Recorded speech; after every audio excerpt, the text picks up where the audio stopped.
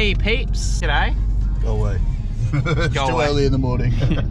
So it's currently 7:55 and where are we off to? I'm not off anywhere. Adrian's dropping us off. Brendan is going back home and I'm joining him. So what are we doing now, Brendan?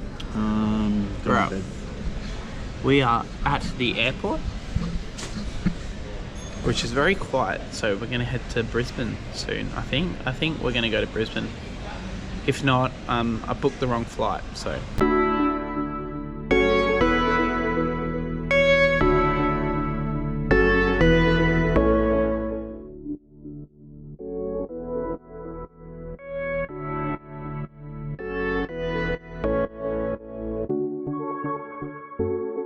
So first of all, the flight.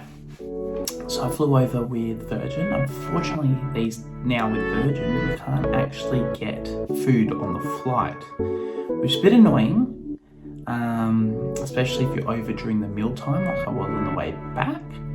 But going over there wasn't too bad. We got really quick. We were under 4 hours. We were there in 3 hours and 45 minutes, which is insanely quick from Perth to Brisbane Airport.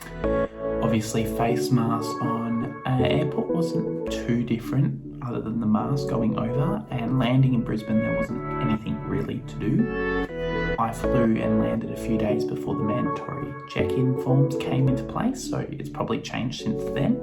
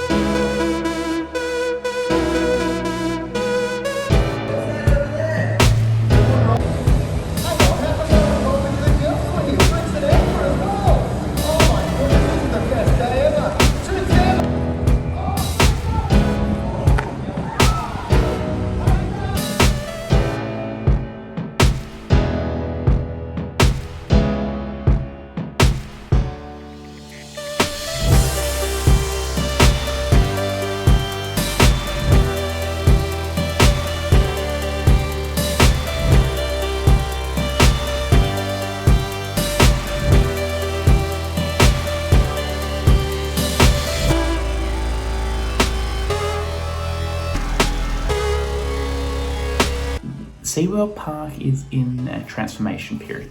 It's been let go a lot of rides have closed and not been replaced.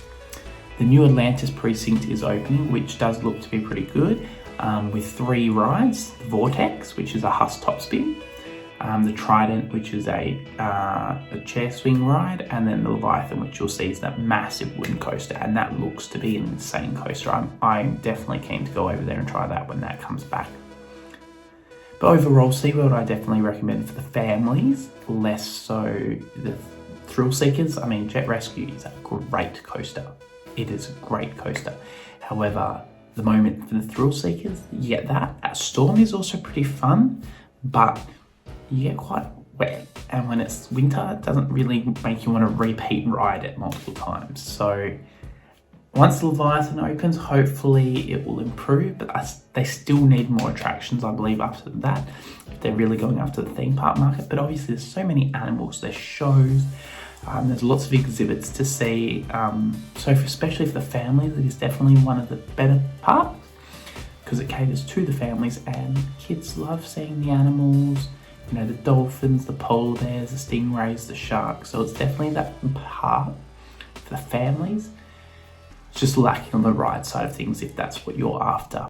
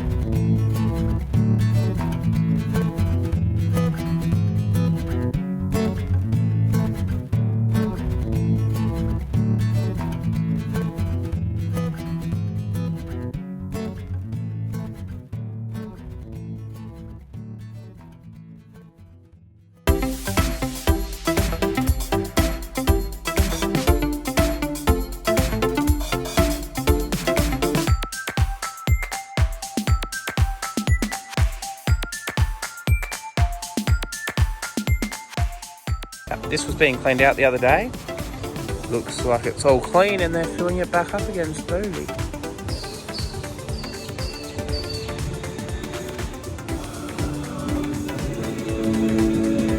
We've got crocodiles down there. I'm going to go around the other way.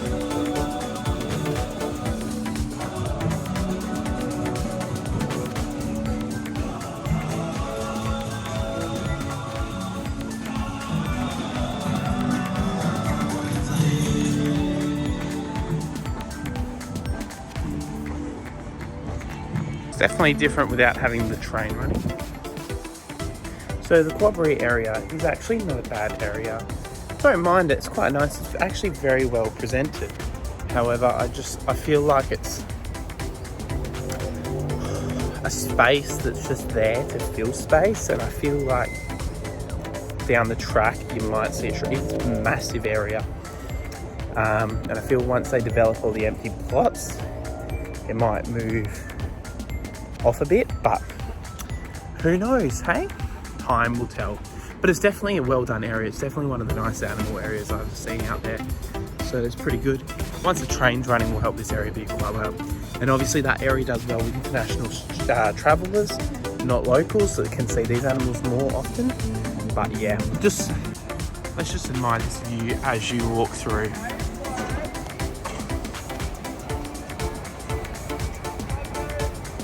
Cute!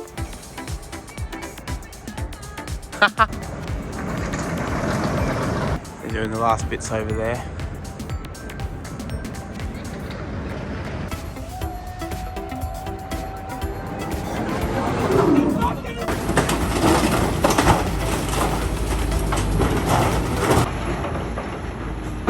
Dreamworld's an interesting park at the moment. It's in a bigger transformation phase than any of the other parks. It's a lot of construction. Actually, a lot of demo is happening. You got the Trolls site, which is under construction. When I went, you had a few rides under maintenance, but no major rides were closed, which was good because they have had closures in the past, but no major rides were closed. Tower of Terror was getting ripped down, and as airing of this video, only station remains. Still Taipan is being built, and now Still Taipan looks amazing, but I'll get to that soon. The log ride's fully gone, flattened. It was being cleared as we spoke.